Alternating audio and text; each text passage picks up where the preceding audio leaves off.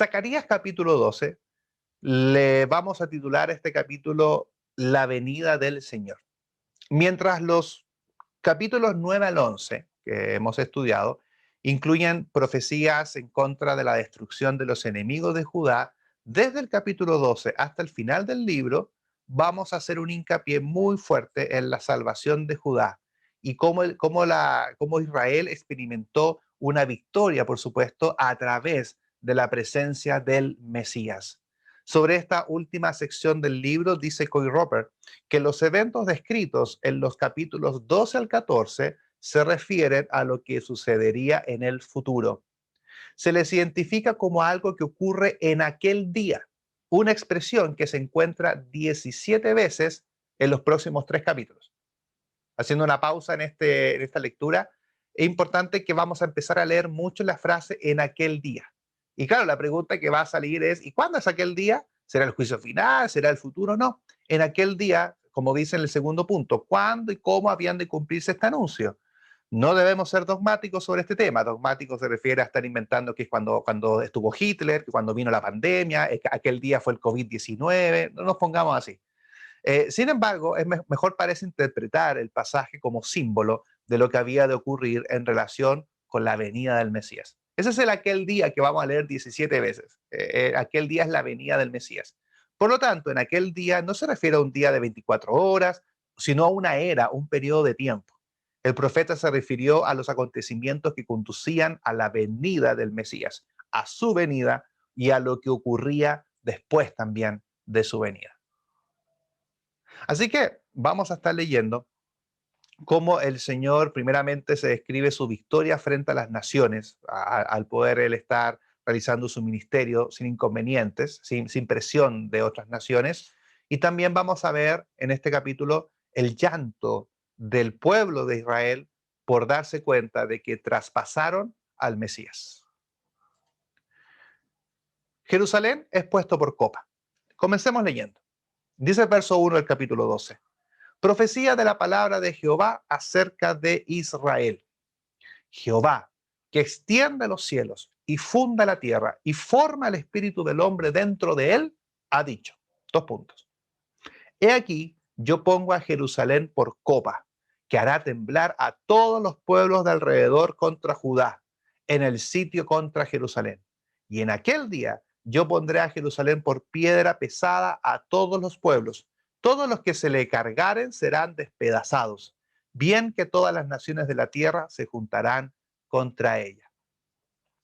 Antes de analizar lo que dice el Señor en el verso 2 y 3, no podemos dejar pasar lo lindo del versículo 1. ¿Cómo se presenta Jehová? El que extiende los cielos, el que funda la tierra y el que forma el espíritu dentro del hombre, o es decir, dentro de la raza humana. Dios es el creador. Además afirma que Él continúa haciendo y controlando todo, incluyendo el espíritu del hombre. Dice que el Señor forma el espíritu del hombre dentro de él. Un comentario sobre este versículo dice lo siguiente, que las formas verbales utilizadas en el versículo 1 indican la capacidad creativa y continua de Dios. No eran simplemente actos pasados, incluían el trabajo en curso de Dios en el presente. Porque no dice el versículo el Señor que una vez lo hizo, sino que se refiere en los términos verbales del hebreo, que el Señor lo siga haciendo constantemente, hoy y siempre. Es una capacidad creativa y que es continua. Así que es muy lindo como el Señor se está presentando acá, en donde el Señor sigue extendiendo los cielos, sigue fundando la tierra, es decir, el Señor la sigue sosteniendo, el Señor sigue haciendo salir el sol por la mañana, el rocío en la madrugada. El Señor sigue haciendo esas cosas. Y en nosotros, así como lo hace la naturaleza, nosotros que somos su creación también, el Señor forma su espíritu dentro de nosotros. Tremenda presentación del Señor Dios Padre, ¿no? De Jehová. ¿Y qué es lo que dijo? Yo pongo a Jerusalén por copa. El término copa normalmente se simboliza el poder y el terror, porque dice que va a colocar a Jerusalén por copa y va a hacer temblar a los pueblos del derredor. De hecho, es lo que hemos comentado cuando hablamos del Evangelio, que es piedra de tropiezo para personas que no quieren aceptarla.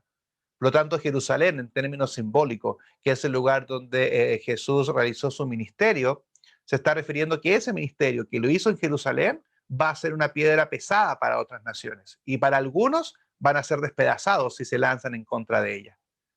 Su venida también simboliza, por lo tanto, la victoria sobre los enemigos. Claro, porque fijémonos de que yo siempre me he dado cuenta de eso, que cuando viene el Señor Jesús en su ministerio, si bien estaban en opresión por Roma, pero no estaban en medio de una guerra. Ellos venían con muchas guerras del tiempo de los macabeos, nunca tuvieron paz, siempre gobernantes. Y cuando llega el Señor Jesús, si bien están dominados por el Imperio Romano, pero durante 3 años no hubieron guerras, no hubieron guerras con otras naciones, que habían habido muchas. ¿Por qué? Porque el Señor, en su ministerio, por supuesto en base a lo que Jehová también está mandando, Jehová pone todo en orden para que las naciones estén tranquilas y el Señor Jesús pueda realizar su ministerio. Y no tenga Jesús que lidiar con naciones vecinas, sino que solamente tenga que trabajar con su pueblo, ¿verdad? Con su mensaje. Y la verdadera disputa siempre la vemos con los fariseos, ni siquiera con los romanos. De hecho, los romanos son tan amigables en ese concepto que dejan de que todos los pueblos que ellos tenían conquistados realizaran su vida religiosa mientras esa no estuviese en contra de Roma y que pagasen su impuesto. Es lo único que le interesaba a Roma, no iban a cambiarle la religión a ellos. Y por eso Jesús cuando viene está todo tan tranquilo, entre comillas, y puede realizar su ministerio y solamente tener conflictos con los líderes religiosos de la época. ¿Por qué? Porque el Señor, en este caso Jehová Padre, Dios Padre, preparó su venida dando victorias para que el Señor Jesús pudiese realizar su ministerio. Vamos con aquel día. En aquel día, dice Jehová, heriré con pánico a todo caballo y con locura al jinete, mas sobre la casa de Judá abriré mis ojos, y a todo caballo de los pueblos heriré con ceguera. Y los capitanes de Judá dirán en su corazón, ¿tienen fuerza los habitantes de Jerusalén en Jehová de los ejércitos, su Dios? En aquel día pondré a los capitanes de Judá como brasero de fuego entre leña, y como antorcha ardiendo entre gavillas, y consumirán a diestra y a siniestra a todos los pueblos alrededor. Y Jerusalén será otra vez habitada en su lugar, en Jerusalén. Y librará Jehová las tiendas de Judá primero, para que la gloria de la casa de David y el habitante de Jerusalén no se engrandezca sobre Judá. Muchos términos simbólicos. Por favor, no podemos leer esto en términos literales. No está hablando de la verdadera guerra, sino que está hablando en términos simbólicos de que la presencia del Señor, de la venida del Mesías en aquel día, está hablando de que iba a ser tan potente que ninguna nación iba a estar en contra de él en ese periodo de tiempo, sino que el Señor va a poder realizar su trabajo. ¿Cuál es su trabajo o su labor o misión? Versículo 4, que sobre la casa de Judá abriré mis ojos. Él iba a poder realizar todo su trabajo, todo su ministerio. El Mesías vendría primeramente sobre su pueblo, luego a las otras naciones, porque está hablando del versículo que él va a venir sobre la casa de Judá. Esto va a ocurrir en la casa de Jehová. Quiero leer el versículo 6, que es un tanto difícil de entender, pero en otra versión. Ese día los líderes del ejército serán como fuego quemado en bosque o un campo de pasto seco. Destruirán a todos los pueblos vecinos enemigos, a los del norte y a los del sur, y Jerusalén permanecerá intacta en su lugar. Yo encuentro impresionante que todavía Jerusalén existiese en el tiempo de Jesús, después de todo lo que le ha pasado. O sea, consideremos que Jerusalén ha tenido una cantidad de batallas, fueron deportados, y aún así Jerusalén existe por el remanente que nosotros estuvimos estudiando.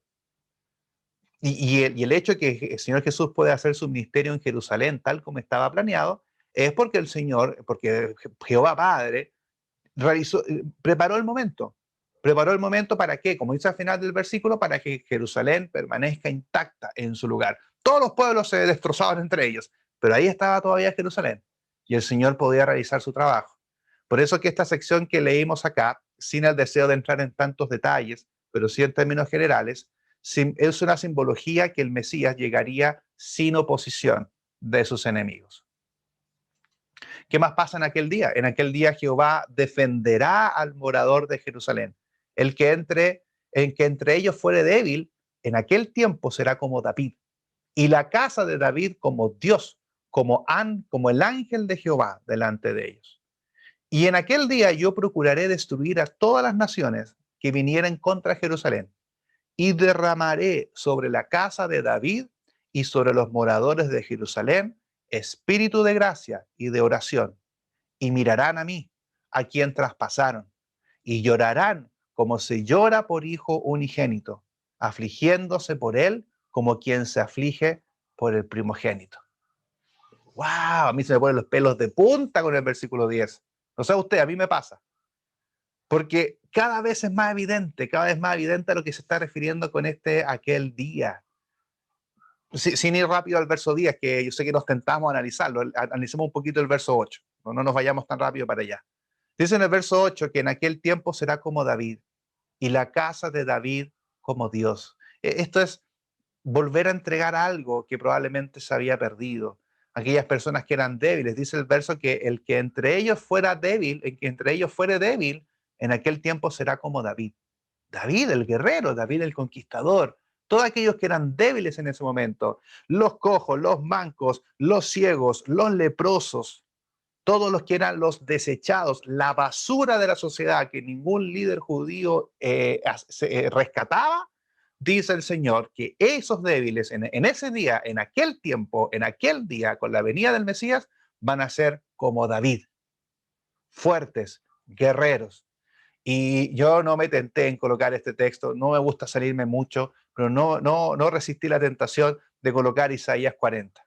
Porque Isaías 40 también es un capítulo profético. Y dice en el verso 29, Él da esfuerzo alcanzado y multiplica las fuerzas del que no tiene ninguna. Y el Señor lo hace a través de su ministerio, el Señor lo hace a través del Evangelio. Nos da fuerza, a usted y a mí nos da fuerza, que somos débiles, que no somos nada, que somos pecadores, que necesitamos del Señor. El Señor nos coloca como David, nos da fuerza. Y dice, y la casa de David será como Dios, como el ángel de Jehová delante de ellos. ¿Se acuerdan que estudiamos esto del ángel de Jehová? Que el ángel de Jehová es Jesucristo preencarnado en el Antiguo Testamento. El estudio está en YouTube, si es que no lo ha estudiado, si no, si lo vio, me sigue en esta idea, no puedo hacer este estudio acá, ya lo estudiamos ya. Pero retomando esto nuevamente, y el ángel de Jehová ya apareció, ya lo hemos visto en el libro de Zacarías, aquí aparece otra vez. Y dice que la casa de David será como Dios, pero será como el ángel de Jehová delante de ellos. Es decir, les está diciendo que que Jesús, Jesucristo, va a estar delante de ellos. Y el verso 10, márquelo, márquelo, porque hay muchas cosas acá. Dice que y derramaré sobre la casa de David y sobre los moradores de Jerusalén. ¿Qué va a derramar? Espíritu de gracia y de oración. El recuerdo de Hechos capítulo 2 me viene a la mente, ¿no? El hecho que el Señor derrama, el Señor entrega, el Señor da. Pero ¿qué va a suceder en ese momento? Ellos iban a mirarán a mí, a quien traspasaron, y llorarán como si se llora por el hijo unigénito, afligiéndose por él, como quien se aflige por el primogénito. Mesiánico, claro que sí. Juan 3:16. Amó Dios al mundo, que ha dado a quien, a su hijo unigénito. La misma frase que está en el verso 10 está en Juan 3:16. Que llorarán como se llora por el hijo unigénito, que es Jesucristo. Colosenses 1:15, el primogénito de toda la creación. Por eso dice al final del verso 10, afligiéndose por él como quien se aflige por el primogénito. Y por supuesto, más claro, como nunca lo hemos leído, Juan 19, porque estas cosas sucedieron para que se cumpliese la escritura. No será quebrado hueso suyo. Ahí tenemos una profecía. Y también otra escritura dice, mirarán al que traspasaron, haciendo cita a Zacarías capítulo 12, verso 10. ¿Verdad que aquel día se refiere al Mesías? ¿Me sigue? ¿Me siguen esto? Y aquel día es el Mesías. Es el día del Mesías. Por eso el verso 10 es un texto para marcar. Porque efectivamente, y yo creo que el verso 8 también, porque dice que va a estar en Jerusalén, va a estar el ángel de Jehová delante de ellos. ¿Estuvo el ángel de Jehová delante de ellos? Sí. Estuvo Jesucristo 3 años delante de ellos. Cuando les dicho se lo dice a los fariseos, ¿verdad? Le dicen los fariseos cuando lo quieren aprender y quiere, por supuesto, llevárselo. Jesús le dice, estuve entre medio de ustedes todos los días y no me hiciste nada. Estuve delante de ustedes y ahora me están aprendiendo. Lo traspasaron Lo lloraron, como que lloran al hijo unigénito, como quien se aflige por la muerte del primogénito. Profetizado, por lo tanto, la manera en como el Señor Jesús iba a morir. No solamente que el Mesías iba a morir, sino que también habla de la forma en cómo iba a morir. Iba a morir traspasado. No, obviamente no dice en una cruz, pero fue en una cruz que el Señor fue traspasado. Sigue en aquel día habrá gran llanto en Jerusalén, ¿sí? Queridos hermanos, ¿qué haremos? Se compungieron de corazón, ¿verdad? En Hechos 2. En aquel día habrá gran llanto en Jerusalén, como el llanto de Adadrimón en el valle de Megiddo. Como dato, en ese lugar murió el rey Josías. Por eso hubo gran lamentación en ese lugar. Está hablando de un lugar donde murió alguien importante, murió un rey. Entonces, en esa llanura de Megiddo, que está en Segunda de Reyes 23, la muerte del rey Josías, hubo gran llanto porque murió alguien importante. Por eso hace la similitud, que en aquel día habrá gran llanto en Jerusalén como lo hubo en el valle de Megiddo, ¿verdad? Porque lloraban por alguien importante, lloraban por un rey. Y eso es lo que terminó sucediendo. El pueblo terminó llorando por la muerte del rey, por la muerte del Señor Jesucristo. Verso 12, y la tierra lamentará, cada linaje aparte, los descendientes de la casa de David por sí, las mujeres por sí, los descendientes de la casa de Natán por sí, sus mujeres por sí, los descendientes de la casa de Leví por sí, y sus mujeres por sí, los descendientes de Simeí por sí, y sus mujeres por sí, todos los otros linajes, cada uno por sí, y sus mujeres por sí. Es decir, todos van a llorar, nadie se va a quedar fuera, todos van a sufrir, todo el pueblo, porque ellos traspasaron al Hijo de Dios y van a llorar como si estuviesen llorando por un rey.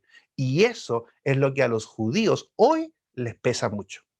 Les pesa mucho el haber matado al Hijo de Dios. De hecho, cuando tú le dices a un judío hoy en día que ustedes mataron al Hijo de Dios, se ofendan. No, nosotros no lo matamos. No, no, no. Otros habrán sido, otros habrán sido. Lo rechazan porque tienen que cargar con algo que realizó su linaje. Y es lo que dice el verso 12 al verso 14, todos van a llorar. Por eso este texto que acabamos de leer aquí, este segmento, habla de su venida, del rechazo que viene después seguido de este arrepentimiento que tuvo el pueblo al darse cuenta de lo que habían hecho. Por eso dice Mateo 27, un texto quizás complementario, mas Jesús, habiendo otra vez clamado a gran voz, entregó el Espíritu. Y aquí el velo del templo se rajó en dos, de arriba abajo, y la tierra tembló, y las rocas se partieron.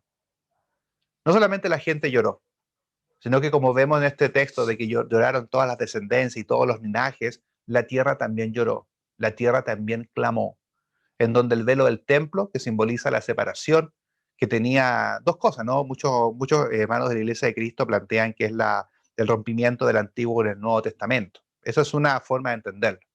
Pero también lo podemos entender como la posibilidad de tener acceso al Señor Jesús, el acceso a Dios. Recuerden que el velo del templo te generaba una sensación de que atrás había oscuridad y que solamente el sumo sacerdote entraba una vez al año y de ahí nadie más entraba. Por lo tanto, nadie podía ver la presencia del Señor que estaba en medio de los querubines. Por ende, yo lo entiendo así, me gusta entenderlo así, más que el simbolismo del quiebre del Antiguo en el Nuevo Testamento, el simbolismo para el judío es, se rompió el velo, por lo tanto tenemos acceso. Y eso lo dice Hebreos, ¿no? Que una vez que se rompe el velo, tenemos acceso, posibilidad de entrar a un lugar que era desconocido para otros. Las tierras, un gran terremoto, la tierra tembló, las rocas se partieron. Recordemos que hubieron personas que resucitaron en ese día y que entraron y causaron sorpresa a muchas personas. Entonces lo que sucedió aquel día que acabamos de estudiar aquí en el capítulo 12, aquel día se está refiriendo al día del Mesías, al día de su ministerio, al día de su muerte, al día de lo que causó la muerte de él y la pena en la gente. Gran llanto en Jerusalén. No desaprovechemos esta oportunidad, no desaprovechemos el sacrificio del Señor. El sacrificio del Señor se habla de años, ¿verdad? Esto se viene armando y planeando para nosotros no de la noche a la mañana. Esto viene de un plan eterno y que lo vemos en las Escrituras y vemos cómo este plan eterno toca tu vida hoy en día. El plan eterno de Dios toca tu vida, toca tu puerta. No salva al mundo, no salva al resto, no lo mires así. Eso es verdad, pero no lo mires así. El plan eterno de Dios toca tu puerta. Todo el camino es para llegar a tu casa, donde tú te encuentras. Déjalo entrar, déjalo entrar. Ese plan eterno de Dios que Él elaboró, caminó para poder llegar a tu vida. Reflexión final. Quiero volver a este texto que leímos recién. Jehová que extiende los cielos, el principio del versículo del capítulo, ¿no? El capítulo 12, el versículo 1. Jehová que extiende los cielos y funde la tierra y forma el espíritu del hombre dentro de él. Dios participa hoy en el mundo de forma activa. Este texto es un verbo continuo. No es que lo haya hecho una vez, el Señor lo sigue haciendo. El Señor sigue trabajando de forma activa. Cuando uno se pregunta y ve las noticias, ve todo lo que sucede, ve el tema del coronavirus, vemos los asaltos, vemos las muertes, es normal que nos hagamos la pregunta de quién está al control de todo esto. Créame que el Señor está al control de todo, al menos a favor de su pueblo. El Señor está al control de las cosas que le suceden a su pueblo, a usted y yo, que somos parte de este remanente gentil que estudiamos en algún momento. Como dice este pasaje, así como el Señor forma el espíritu del hombre que está en nosotros, por lo tanto, el Señor tiene el derecho para destruir naciones y para salvar, por supuesto, a su remanente. Y para nosotros el Señor tiene la soberanía para darnos y decirnos con autoridad las cosas que tenemos que hacer y la forma en cómo tenemos que vivir. Porque nuestra vida no es nuestra. La vida que tú tienes no es tuya. El Señor está formando en ti un espíritu dentro de ti. Eres templo del Dios viviente. No es tu vida, es la vida de alguien más, de alguien superior, de alguien que le da sentido a tu vida. Por eso nosotros como cristianos tenemos el sentido de la vida, porque somos cristianos, sabemos lo que tenemos que hacer, tenemos el patrón de conducta, tenemos el camino. Por ende, dediquémosle la vida al Señor y no debería ser tan difícil si reconocemos que el espíritu que Él forma en nosotros viene de parte de Él. Por lo tanto, dedicarle nuestra vida es simplemente devolverle algo en agradecimiento por todo lo que Él ha hecho y devolverle algo que en realidad le pertenece, considerando que Él quiere formar un gran espíritu en nosotros para tenernos con Él en gloria.